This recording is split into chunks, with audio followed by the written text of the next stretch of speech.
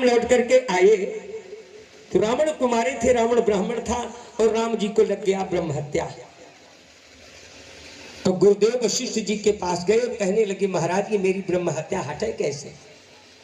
तो वशिष्ठ जी ने कहा कि अगर ब्राह्मण तुम्हारे घर आकर भोजन कर ले तो गौ हत्या मिट जाएगी। तो राम जी जितने अवध मंडल के ब्राह्मण थे सबको निमंत्रण दिया,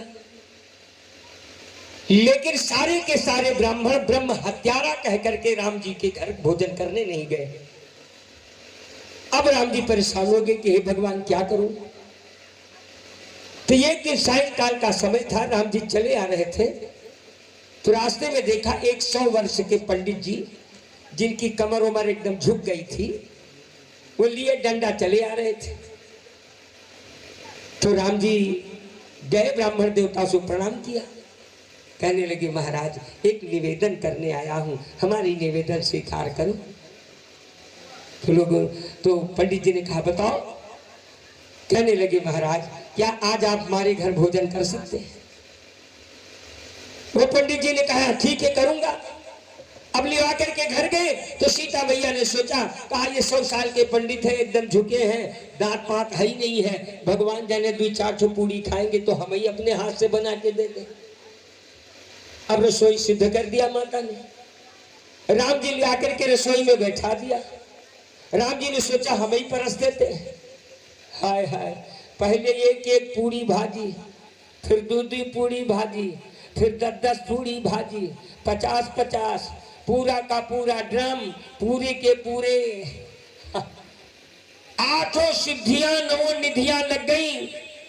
वो पंडित जी भोजन कर रहे हैं, 1 दिन बीता, 5 दिन बीता, 7 दिन बीता, 10 दिन बीता, 15 दिन बीता, 20 दिन बीता,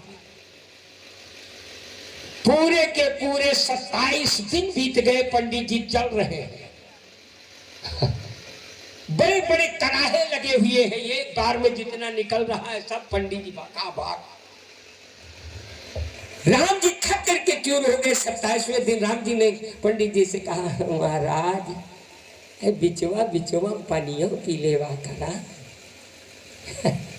तो बुढ़ाऊ पंडित कहन कि हाँ लेकिन जब बिचवा आवे तब ना, बोलो वृंदावन बिहारी कहन जब बिचवा आवे तब। इतना सुनते तो राम जी बेहोश होके गिर पड़े। बुढ़ाऊ पंडित कहन अच्छा रह गए, अब न खा पानी पियावा। तो राम जी हाथ जोड़ के खड़ा भैन कहे अब हम ये जन्म में तो पानी तो कब पिया ही न पाऊ। बोले तो कहा कि त्रेता में मैं फिर कृष्ण बन के आ रहा हूं और वही समय भगवान हम तो का पानी पियाऊ।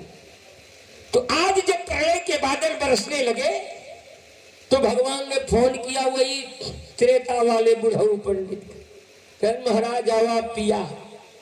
मेरे प्यारे प्रलय के बादल बरस रहे थे और वो ब्राह्मण चुल्लू लगा करके बैठ गया, सारा का सारा पानी पी गया। बोलो आनंद कंद की।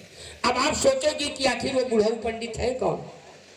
तो आप लोगों ने कुंभज ऋषि का नाम सुना था, कुंभज ऋषि, अगस्त ऋषि, ये वही ब्राह्मण है।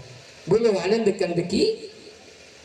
तो मैं आप लोगों से भी जो यहाँ हमारी बेटियां लोग बैठी हैं या हमारे भैया लोग बैठे हैं, अगर गोवर्धन भगवान का दर्शन करना चाहते हो, पूजा पाठ करना चाहते हो तो बस 5 मिनट का समय आपको दे रहा हूँ।